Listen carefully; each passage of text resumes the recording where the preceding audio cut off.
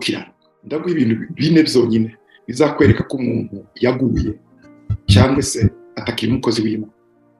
Kuba umuntu yaguhanurira ngo arakubonye ngo ufite inkovu kwitako ntibivuze ko umuntu ari w'Imana. Dayimoniza umubiri wawe wose.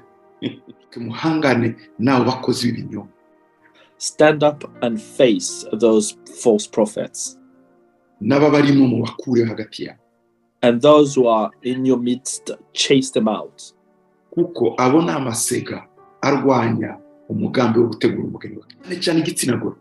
Especially women. Murasharajaye cyane. You are running to and fro all the time, running around.